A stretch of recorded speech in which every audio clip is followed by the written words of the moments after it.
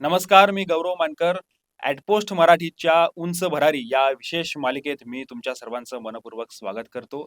जागतिक महिला दिवसानिमित्त उंच भरारी ही विशेष मालिका आम्ही चालवत आहेत आणि यामध्ये वेगवेगळ्या क्षेत्रातील ज्या उत्कृष्ट महिला आहेत, प्रावीण्यप्राप्त महिला आहेत, अशा महिलांच्या मुलाखती घेऊन आम्ही तुमच्यापर्यंत त्यांचा संघर्ष, त्यांचं जागतिक महिला दिनानिमित्तचं काय मत आहे, याविषयीची सर्व ही मालिका आम्ही तुमच्यापर्यंत घेऊन येण्याचा प्रयत्न करत आहोत. वेगवेगळ्या क्षेत्रातील मान्यवरांच्या देखील मुलाखती आम्ही घेत आहोत. आज अशाच प्रकारे एक मान्यवर व्यक्ती आमच्यासोबत आहेत आणि यामध्ये त्यांच्याशी आपण संवाद साधून त्यांच्या दृष्टीनं जागतिक महिला दिवसाचं महत्त्व काय आहे, आपण हा दिवस का साजरा करतो आणि महिलांसाठी काय संदेश त्या देणार आहेत, हे जाणून घेणार आहोत. आपल्यासोबत आज आहेत नागपूर येथील सिद्धार्थ कॉलेज ऑफ इन्शुरन्सच्या प्राचार्या आणि दैनिक बहुजन सौरभच्या निवासी संपादक संध्याताई राजूरकर आपल्यासोबत आहेत आणि राजूरकर मॅडम आपल्यासोबत आल्यानंतर त्यांचं जे काम आहे ते स्त्रियांसाठीचं काम आहे. त्यांच्या वर्तमानपत्रामध्ये त्या नेहमी स्त्रियांना जागा देत असतात. त्यांचे म्हणणं किंवा स्त्रियांचे जे प्रश्न आहेत ते त्या माध्यमातून पुढे आणण्याचा प्रयत्न करतात. राजूरकर मॅडम, आपलं खूप खूप स्वागत आहे ॲटपोस्ट मराठीमध्ये आणि आमच्या मालिकेमध्ये तुमचं खूप खूप स्वागत आहे. माझा पहिला तुम्हाला प्रश्न असा आहे की तुमच्या दृष्टीने महिला दिवसाचं महत्त्व काय आहे? सर्वात महत्वाचं म्हणजे मी ॲटपोस्ट मराठीच्या या उपक्रमाचं स्वागत करते आणि ॲटपोस्टचं अभिनंदन सुद्धा करते की त्यांनी हा उपक्रम आंतरराष्ट्रीय महिला दिनाच्या निमित्तानं का होईना पण महिलांना उजागर होण्याची संधी दिलेली आहे. तर अशा प्रकारे असे उपक्रम जे आहेत ते विविध चॅनलवरून होतातच, परंतु ॲटपोस्टनी या कामासाठी पुढाकार घेतला, याच्यासाठी त्यांचे विशेष आभार आणि अभिनंदन सुद्धा की महिलांना बोलण्याची संधी दिली. अलीकडे महिलांना बोलण्याची संधीच नाही आहे, कारण घरापासून दारापर्यंत तिचा आवाज कसा दाबला जाईल याच्यासाठी प्रयत्न केला जातो. पण ॲटपोस्टनी ही संधी दिली, त्याबद्दल मी त्यांचे आभारही व्यक्त करते. आत्ता राहिला प्रश्न तुम्ही जो विचारला तो, की आंतरराष्ट्रीय महिला दिनाचं महत्त्व महत्त्व काय? काय आहे? तर आंतरराष्ट्रीय महिला दिवस हा काही उत्सव नाही आहे. हं. हा आहे महिलांच्या हक्काचा त्याच्यासाठी जो संघर्ष झाला, त्या संघर्षाची ठिणगी 8 मार्चला पडलेली आहे आणि त्या दृष्टीने 8 मार्च हा हक्काची जाणीव करून देणारा दिवस आहे असं मला वाटते आणि त्या दृष्टीनेच मी 8 मार्चकडे बघत असते. हं. नाही जसं की 8 मार्च हा एक दिवस फक्त महिलांसाठी दिलेला आहे. परंतु 365 दिवसही महिलांसाठी साजरं व्हावं, असं देखील तुम्ही तुमच्या एका ठिकाणी म्हटलं होतं. त्याबद्दल काय सांगाल? अगदी, अगदी बरोबर आहे गौरव, की मी वारंवार या विषयावर छेडत असते किंवा बोलत असते, की एक दिवस आंतरराष्ट्रीय महिला दिवस करून आमचे प्रश्न सुटणार नाहीये. तर आमच्या प्रश्नाची लढाई ही 365 दिवसाची आहे आणि 365 ही दिवस फक्त आमचे हक्क काय आहे? रोजच्या रोज मरण आहे स्त्रियांचं. पण त्याच्याकडे आम्ही लक्ष देऊ का? त्याच्यासाठी लढा कोण करेल? ह्या लढाईवर कसं आपण लक्ष केंद्रित करू? फक्त एक दिवस साजरा करायचा, उत्सव साजरा हं. करायचा. क्लब कल्चर सारखं आंतरराष्ट्रीय महिला दिनाचं महत्त्व नाहीये. तर तुम्ही तुमच्या हक्कासाठी किती सजग आहे, किती जागृत आहे, या दृष्टीनं त्या आंतरराष्ट्रीय महिला दिनाकडे बघितलं पाहिजे, असं मी हं. वारंवार सांगते सुद्धा. 8 मार्च हा दिवस संघर्षातून आला असं तुम्ही म्हटलं आहे. अगदी तुम्ही बरोबर. सुद्धा हं. पत्रकारितेमध्ये आहे आणि पत्रकारिता हे क्षेत्र देखील संघर्षाचंच आहे आणि या ठिकाणी एक महिला म्हणून तुम्ही काम करतात. आज संपादक पदावर तुम्ही आहात. दीर्घ अनुभव पत्रकारितेचा तुमच्यासोबत आहेत. पत्रकारितेमध्ये तुम्ही कधी आलात? तुमची सुरुवात कशी झाली? आणि कोणत्या अशा उद्देशानं तुम्ही प्रेरित होऊन या पत्रकारिता क्षेत्रामध्ये आलात? उद्देशाने वगैरे प्रेरित होऊन नाही आले, पण ह्या क्षेत्रामध्ये येणं हे सुद्धा एक माझ्यासाठी अपघात आहे. हां. कारण मी विद्यार्थी चळवळीतून आलेली, अ, विद्यार्थ्यांसाठी लढा उभारणारी संघटन विद्यार्थी सुरक्षा समिती आम्ही कॉलेजमध्ये सुरू केली होती हं. आणि त्या माध्यमातून काही पत्रकं तयार करायचे, काही जे निवेदनं द्यायचे, मंत्र्यांना निवेदनं द्यायचे, म्हणजे वर्तमान ग्रॅज्युएशनमध्ये असताना.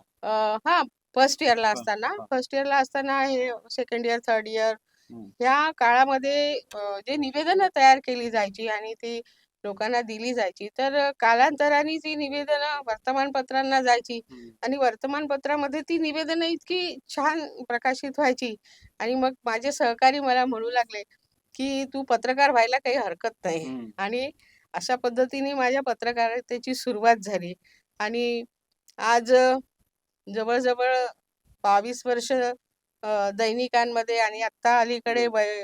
बहुजन सौरभच्या माध्यमातून मी 5 वर्ष निवासी संपादक म्हणून काम करते आहे. हां, ज्यावेळेस मी पत्रकारितेला सुरुवात केली, हां, त्यावेळेस हाताच्या दोनही नाही, हाताच्या एकाच पंजावर म्हणजे हां, 5-6च महिला होत्या वर्तमानपत्रामध्ये हां. आणि रात्री-बेरात्री कुठेही भटकत असताना पोलीस विभाग म्हणा किंवा वाहतूक विभाग म्हणा किंवा कोणालाही जर या महिला दिसल्या तर नक्की हा समजायचं की ह्या पत्रकारच आहे हां, आणि त्या दृष्टीने आम्ही आमची आयडेंटिटी तयार केली होती आणि मला असं वाटते ही आयडेंटिटी निर्माण करणाऱ्या त्या 5-6 महिलांमध्ये मी एक होते. हं, आणि लढाई अशी आहे की प्रत्येक लढाईची सुरुवात ही घरापासून. हं, कुटुंबामध्ये माझ्या वडिलांना असं वाटायचं की मी 10 ते 5 नोकरी केली पाहिजे. हं. मग 10 ते 5 नोकरी कुठे मिळेल? तर एक तर मला शिक्षिका व्हावं लागेल हो. किंवा एखाद्या सरकारी कार्यालयात नोकरी करावी लागेल. तर हे दोन्ही मला काही जमलं नाही. हं, आणि मग मी कालांतराने वर्तमानपत्राकडे वळले. वर्तमानपत्रामध्ये वेळेची लिमिट नाही. हं. 24/7 तुम्हाला सजग राहावं लागते आणि हा संघर्ष सुरू झाला. माझ्या वडिलांनी मला ज्यावेळेस वर्तमानपत्रामध्ये कामाला सुरुवात केली, तेव्हा अत्यंत विरोध केला. हं, आणि त्यांचं म्हणणं असं होतं, की हे इकडे नाही जायचं. हं. म्हणजे प्रत्येकाला असं वाटतं, की आपण सुरक्षित जगलं पाहिजे. हां. पण वर्तमानपत्रात काम करणं हे सुरक्षित नाही आहे. हं. ते कसं आहे जबाबदारीचं काम हो. आहे आणि जबाबदारीने जो काम करतो त्याला चॅलेंजेस असतात, चालेल. आव्हानं असतात त्याच्यासमोर आणि वर्तमानपत्रामध्ये रोज चॅलेंजेसला हं. तुम्हाला सामोरे जावं आणि लागतं. तो काळ पण थोडा वेगळा होता कारण त्यावेळी हां, महिला त्यावेळेस काहीच नव्हतं मिळत. हां, म्हणजे समजा आम्हाला एखाद्या मंत्र्याला भेटायला जायचं आहे, तर त्यावेळेस काही गाड्या-घोड्याची व्यवस्था नव्हती. हां, सायकलनी सोनेगाव हां, विमानतळाला जावं लागत होतं, जे आता डॉक्टर बाबासाहेब आंबेडकर विमानतळ आहे. हां, तिथे सायकलनी जाऊन मग तिथे त्या मंत्र्याला त्या वेळात तो भेटले तर हां. ठीक, नाही तर मग परत जा मग किंवा मग हे अशा पद्धतीचं होतं. आत्ता अलीकडे काय एखादी गोष्ट घडल्याबरोबर तुम्हाला मोबाईलवर मोबाईलवर अवेलेबल हां, होते सगळ्या गोष्टी. तेव्हा एवढी सुविधा नव्हती. तर प्रत्येक गोष्टीसाठी, प्रत्येक बातमीसाठी मग त्याच्यामध्ये शोध पत्रकारिता आहे किंवा काय म्हणतात त्याला वर्णनात्मक हां. आहे किंवा तुम्हाला समाजामध्ये जाऊन काही लोकांना भेटून मुलाखती मुलाखतीचं घेणं. क्षेत्र आहे. असे वेगवेगळे क्षेत्र आहेत. क्राईम बीट आहे, हां, युनिव्हर्सिटी आहे, हां. सांस्कृतिक आहे. हे सगळे बीट बहुतेक मी कव्हर केलेले हं. आहेत आणि त्या दृष्टीने संघर्ष हा तर आहेच. कोणत्या वर्षी तुम्ही पत्रकारितेचा म्हणजे तो काळ कसा होता? कोणत्या न्यूजपेपर पासून तुम्ही सुरुवात केली? त्यावेळची काय परिस्थिती होती? माझी सुरुवात म्हणजे खरं म्हणजे मी जन्मातला 10 वर्ष, हं. त्याच्यानंतर नागपूर नागपूरलाच. पत्रिका, नागपूर हां. टाइम्स, त्याच्यानंतर हे दोन्ही वृत्तपत्र बंद झाल्यावर मी अकोल्याला गेले. हं. अकोल्याला देशोन्नती, लोकमत सारख्या वर्तमानपत्रामध्ये काम केलं. काही तिथल्या चॅनलवरही काम केलं हां, आणि हे सगळं करत असताना मी परत नागपूरला आले. हां. नागपूरला आल्यानंतर बराच काळ अ, म्हणजे वेगवेगळ्या ठिकाणी स्वतंत्र पत्रकारिता स्वतंत्र केली पत्रिका. आणि अ, अधिवेशन हां, काळामध्ये विधिमंडळ समालोचन आहे, हां. आकाशवाणीला, दूरदर्शनला ते सुद्धा केलेलं आहे आणि वेगवेगळ्या पद्धतीने सिद्ध करावं लागते स्वतःला. हं, ते करण्याचा मी सातत्यानं प्रयत्न केलेला आहे. 1991-92 पासनं हां, तर आजतागायत हां. माझी पत्रकारिता सुरू आहे. हं. अ, होते काय की हां, तथाकथित जे लोक आहेत पत्रकारितेमध्ये जसं मी प्रस्थापित एक प्रस्थापित हां, हां. पत्रकारिता आहे, तर त्याला छेद देण्याचा प्रयत्न मी हं. केलेला आहे. म्हणजे वर्तमानपत्रात काम करत असताना तुम्हाला फुले शाहू आंबेडकर विचारधारेला धरून हां. काम करायचं आहे. तर हे पण विचारधारेचं चॅलेंज आहे. हं, कारण इतर वर्तमानपत्रामध्ये भलेही वेगवेगळ्या विचारधारेचे लोकं काम करत असले, हं, तरी पण ते चालतात. पण फुले शाहू आंबेडकर हं. विचारधारेची माणसं ही प्रस्थापित वर्तमानपत्रांना चालत चालत नाही. नाही.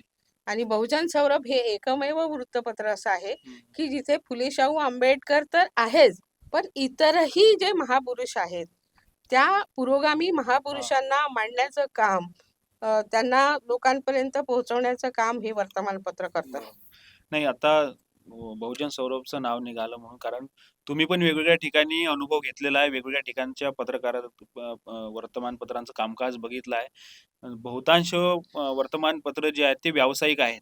सरकारच्या जाहिराती घेतात, कॉर्पोरेट सेक्टरच्या जाहिराती घेतात, मोठमोठी फंडिंग उभी राहतात आणि ते वर्तमानपत्र चालू असते. परंतु दैनिक बहुजन सौरभ वर्तमानपत्र असं आहे जे सामाजिक हक्कांसाठी आणि बहुजनांच्या हक्कासाठी लढणारं असं वर्तमानपत्र आहे.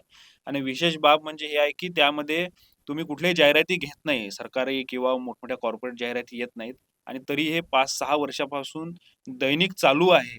तर हे कशा पद्धतीनं तुमची यंत्रणा काम करते? तुमचा नेमका काय सोर्स आहे? कसा काय हातभार लागतो आहे? आणि हे इतकं सगळं चालू ठेवण्यामागचं काय रहस्य आहे? अगदी चांगला प्रश्न आहे हा. कारण हे वर्तमानपत्र चालवणं काही साधी सोपी गोष्ट नाही आहे. अनेकांनी वर्तमानपत्र सुरू केले आणि बंदही झालेले आहेत. बहुजन सौरभ हे वर्तमानपत्र सुरू झाल्यापासून तर आजतागायत असा एकही दिवस नाही की कुठल्या अडचणीमुळे अ, अंक निघालेला नाहीये. तर सुट्यांचे दिवस वगळता वर्तमानपत्राला मोजक्या सुट्या असतात. ते दिवस वगळता बाकी इतर दिवस 5 वर्ष झाली हे वर्तमानपत्र नियमितपर्यंत लोकांपर्यंत जातं, वाचकांपर्यंत जातं. याला कारण असं आहे की आमचे जे मुख्य संपादक आहेत, ॲडव्होकेट डॉक्टर सिद्धार्थ कांबळे, हे म्हणजे या वर्तमानपत्राचा आर्थिक कणा आहे. हं. आणि हा कणा अगदी मजबूत आहे, सगळेजण पाहतात आहे. आणि दुसरं महत्त्वाचं म्हणजे ह्या वर्तमानपत्राला धम्मदान देणारे किंवा या वर्तमानपत्राचे जे संचालक आहेत, हं. ती मंडळी आता जवळ-जवळ 75च्या वर आहे. तर या मंडळींनी कोणी 25,000 कोणी 50,000 अशा पद्धतीने या वर्तमानपत्राला सहकार्य केलं आहे. हं. आणि त्यामुळे आणि आम्ही अशा जाहिराती घेत नाही तुम्ही म्हटल्याप्रमाणे सरकारी जाहिराती घेत नाही. गंमत अशी आहे की एक दिवस मी भाजपाची जाहिरात छापली आणि हां. मला आमच्या वाचकाचा फोन आला, की आपलं वर्तमानपत्र आता का भाजपच्या जाहिराती छापणार आहे का? हां. आणि मी दुसऱ्या दिवशीपासून ते म्हणजे बंद केलं. वाचकांचं लक्ष आहे पूर्ण. वाचकांचं या गोष्टीकडे लक्ष हां. आहे आणि त्याच्यामुळे काय होतं, की आम्हाला अलर्ट राहावं लागते, सजग राहावं लागते, की आपल्याला आपल्या विचारधारेप्रमाणे जावं. तर मग आता अलीकडे आमच्या वर्तमानपत्राला ज्या मोठ्या प्रमाणावर जाहिराती मिळतात, ते पुण्यानुमोदनाच्या मिळतात, वाढदिवसाच्या मिळतात. जे प्रतिष्ठानं आहेत आमच्या फुले शाहू आंबेडकरी लोकांची, त्या प्रतिष्ठानांच्या जाहिराती मिळतात. अ, त्याच्यामुळे खूप काही सहकार्य होत नाही. हं. त्याचा जो हे आहे जाहिरातीचा ओघ आहे, हां. तो कमी आहे. हं. तो वाढला तर कदाचित आम्हाला आयुष्यात कधीच सरकारी जाहिराती जाहिराती घ्यायची गरज पडणार नाही. तर एवढा मोठा हा समाज आहे बाबासाहेबांचा आणि सजग समाज आहे. हं. या समाजामुळे या समाजामध्ये जेवढी जागरूकता आहे, तेवढी कदाचितच अ, दुसऱ्या कुठल्या समाजामध्ये असेल. हं. तर त्यामुळे हे वर्तमानपत्र आज तग धरून आहे, असं म्हणायला हरकत नाही. म्हणजे मोठं जबाबदारीचं काम आहे. कारण वाचकांचंही लक्ष आहे. एक थोडी जरी तुम्हाला एक चुकीची गोष्ट गेली तर लगेच तुम्हाला टोकणारे हं. लोकं सुद्धा आहेत. अरे, त्यामुळे मोठं जबाब सकाळपासून मला फोन सुरू हां. होतात. अभिनंदनाचे किंवा तुम्ही चांगलं केलं असे जसे फोन येतात, ते उत्साह वाढवतात. हं. पण असे फोन येतात, "अरे, हे राहूनच गेलं, हे तर तुम्ही असंच केलं आणि हे तुम्हाला हे करता नाही आलं का?" म्हणजे इथपासून की ते एक्सपर्ट जर्नलिस्ट हं. आहे आणि मला सजेशन करतात आहे. बरोबर. अशा पद्धतीने बोलतात. तेव्हा थोडं नैराश्य पण येते, थोडी हां. नाराजी पण वाटते. पण नाही, आपण जबाबदार आहोत म्हणून लोकं आपल्याला बोलतात. ही जाणीव मला असल्यामुळे याच्यातून मला बरोबर. मार्ग काढणं सोपं जातं. आपण महिला दिनानिमित्त बोलत आहेत आणि एक तुम्हाला सांगितलं पाहिजे, की दैनिक बहुजन सौरभ हा असा एक मला वाटते एकमेव वर्तमानपत्र असेल, जिथे फक्त महिलाच या काम करतात आणि सर्व महिलांच्याच माध्यमातून महिला उपसंपादक, महिला डिझायनर, महिला संपादक आहेत आणि या सर्व महिला मिळूनच हा वर्तमानपत्रांचं दररोजचं डिझाइन, बातम्यांचं संकलन आणि माहिती टाकण्याचं सर्व काम महिलाच करत असतात. त्यामुळे या ठिकाणी या ज्या महिला आहेत, त्या महिलांना तुम्ही कसं बांधून ठेवलं आणि फक्त या ठिकाणी महिलाच असल्या पाहिजे, असा तुमचा आग्रह का होता? नाही, माझा आग्रह नव्हता. त्या अनुषंगाने मला सगळ्या माझ्या सहकारी या महिला मिळालेल्या आहेत आणि मला असं वाटतं, की महिला जेवढ्या जबाबदारीने आणि प्रामाणिकपणे काम हां. करतात, तर ते त्यांचं कौशल्य आहे, की ह्या वर्तमानपत्रामध्ये आलेल्या कुठल्याही महिलेला पूर्वी कधी काळी त्यांनी वर्तमानपत्रात काम केल्याचा अनुभव नाही आहे. नाही. तर पान 1 पासून पान 4 पर्यंत ह्या ज्या महिला काम करतात, उपसंपादक म्हणून काम करतात, तर ह्या जबाबदारीने काम करतात आणि म्हणून आणि मी ज्यावेळेस माझ्या पत्रकारितेला सुरुवात केली, तर मी तुम्हाला आधीच सांगितलं, की मोजक्याच महिला होत्या. हं. जास्तीत जास्त जो आमचा वावर आहे, तो पुरुषांमध्ये होता हां, आणि कधी काळी असं बोललं जायचं, की तुम्हाला जर चहा प्यायचा असेल ना, तर तुम्ही संध्यासोबत जा आणि चहा प्या. हां. तर अशा पद्धतीने म्हणजे टपरीवर चहा पिणाऱ्या महिलांची सध्या संख्या. तेव्हा संख्या कमी होती. अशा वेळेस गमतीनं का होईना, पण माझ्या सहकाऱ्यांनी मला दिलेला हा शेरा, हां. की चहा प्यायचा असेल ना, तर टपरीवर जाऊन चहा संध्यासोबत प्यायचा. तर अशा खेळीमेळीच्या वातावरणात मी एकटी महिला काम करत असताना मी हे अनुभवलं. पण आज बहुजन सौरभमध्ये काम करत असताना माझ्यासोबत ज्या 5-6 महिला काम करतात, त्या उपसंपादक म्हणून काम करतात आणि जबाबदारीने काम करतात हं. आणि त्याच्यामुळे हे काही ठरवलं नव्हतं, पण हां. अ, ह्या सगळ्या महिला जुळत गेल्या आणि आज त्यांना जे प्रशिक्षित काही करून तुम्ही त्यांना काम. प्रशिक्षित केलं हां. आणि त्यांना रोज मला सांगावं लागतंय आणि की हे इथे घ्या, हे तिथे घ्या, हे तिथे घ्या. म्हणजे पेज फ्लो करण्यापासून मग हं, ते पेज सेटिंग त्यांच्या मनाने करतात आणि त्याच्यातही काही मला इम्प्रूव्हमेंट पाहिजे असेल, हं. मला जर नाही आवडलं तर ते करेक्शन करण्याचं सुद्धा ते काम करतात. काम करतात. म्हणजे त्यांना एक रोजगार पण मिळाला या माध्यमातून आणि एक नवीन संधी पण मिळाली. हां, संधी मिळाली रोजगारापेक्षा आपण संधी म्हणूया आणि माझ्यासोबत काम करणाऱ्या केवळ पैशासाठी हां. म्हणून नाही, तर कुठेतरी त्यांना चळवळीचंही सुद्धा थोडंफार हं, भान आहे. हं. आणि त्यामुळे त्या जुळलेल्या आहेत असं मला वाटते. आणि दुसरी गोष्ट अशी, की पुरुष नाही अशातला भाग नाही. हां, पण जे पुरुष आहेत ते ढवळाढवळ करणारे नाही. हां, ते फक्त वॉचमनच्या भूमिकेमध्ये असतात हां. किंवा सजेशन्सच्या किंवा व्यवस्थापनाच्या भूमिकेत. व्यवस्थापनाच्या भूमिकेमध्ये असतात. ते कुठलीही असं हे करत नाही. हां. पण त्यांना जर असं वाटलं, की इथे चुकते आहे हं. किंवा हे बरोबर नाही, तर ते त्यावेळेस आम्हाला करेक्ट करण्याचं काम करतात. बरोबर. तर अशी ही वर्तमानपत्राची बरोबर. दुनिया आहे. महिला आणि पत्रकारितेचा विषय निघाला. परंतु आता पत्रकारिता हे जे क्षेत्र आहे, तुम्ही अगदी बऱ्याच वर्षापासून जवळ बघत आहात. तर पत्रकारितेच्या क्षेत्रामध्ये महिलांचं नेमकं स्थान काय आहे? कारण आता पत्रकारितेचे वेगवेगळे स्वरूप बदलत आहेत. अगोदरची पत्रकारिता, आताची पत्रकारिता, आता डिजिटल माध्यम आलं आहे, ऑनलाईन माध्यम आलेलं आहे आणि अशामध्ये आता एक पॅशन म्हणून फक्त न्यूज अँकर म्हणून बघितले जातात. परंतु तुम्ही ज्यावेळी पत्रकारितेमध्ये त्यावेळेचा काळ वेगळा होता, संघर्षाचा काळ होता. पण आजच्या परिस्थितीमध्ये तुम्ही सगळं बघताना किंवा इतक्या वर्षाचा अनुभव म्हणून आज महिलांचं पत्रकारितेमध्ये काय स्थान आहे? महिलांचं स्थान जर बघितलं तर तसं आजही दुय्यमच आहे. कारण तुम्ही जर टीव्ही अँकर्स बघितले तर हं, मॅक्सिमम टीव्ही अँकर्स हे पुरुष आहेत. हं, महिला अँकर्सची संख्या कमी आहे आणि ज्या महिला अँकर टिकून आहे, त्या कुठेतरी धाडसी आहेत हं, आणि कुठेतरी त्यांना असं वाटतं, की हे सबसे पहिले वाले वगैरे हे फालतूपणा आहे हं, आणि विकलेल्या मीडियामध्ये काम करणाऱ्या महिला ह्या काही समाजाला न्याय देण्यासाठी नाही आहे. तर त्याच्यामुळे महिलांचं जे स्थान आहे ते प्रामाणिकपणे काम करणाऱ्या महिलांचं स्थान हे दुय्यमच आहे. त्यांना प्राधान्य दिलं जात नाही किंवा डावलण्याचं काम होतं. म्हणजे वर्तमानपत्रात सुद्धा महिलांना डावलण्याचं काम होतं. कारण ज्या प्रमाणात पाहिजे तसं त्यांना स्पेस मिळत नाही, हं, संधी मिळत नाही आणि त्याच्यामुळे त्यांना डावलण्याचं काम होतंच. त्यांचं जे हं, स्थान आहे म्हणजे पांढरपेशा वर्गातून आलेल्या महिलांबद्दल मी बोलत नाही, पण बहुजन समाजातल्या ज्या महिला आहेत, त्यांना कुठेतरी त्यांचं खच्चीकरण केलं जाते.